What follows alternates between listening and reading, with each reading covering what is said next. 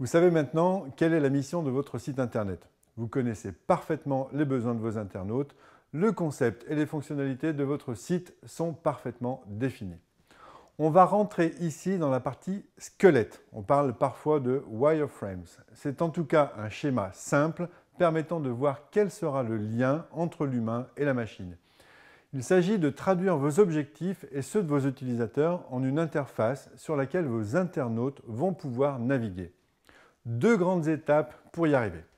D'abord, la conception des prototypes. Pour ce premier jet des prototypes, on peut faire ça avec un logiciel dédié.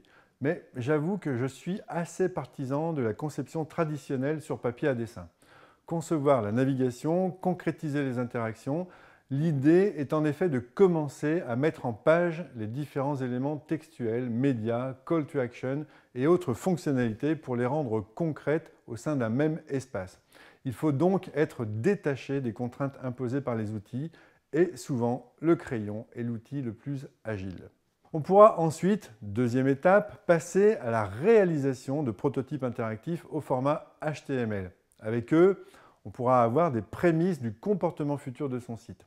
Dans ces deux étapes, on doit définir le design d'interface, c'est-à-dire organiser les éléments dans la page pour qu'ils soient perçus instantanément. On ne doit pas mettre 2 heures pour trouver le bouton « Passer la commande ». Le design de navigation, afin de permettre à l'internaute de savoir où il est et où il peut aller, à moins que vous fassiez un site labyrinthe. Et le design de l'information qui doit rendre les différents éléments textuels rapidement compréhensibles.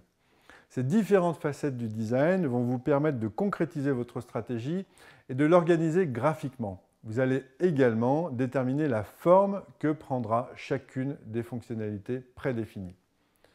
Troisième étape, tester, tester, encore tester. À cette étape, vous avez une idée et une vision claire et concrète de votre futur site, qui a maintenant de véritables interfaces interactives.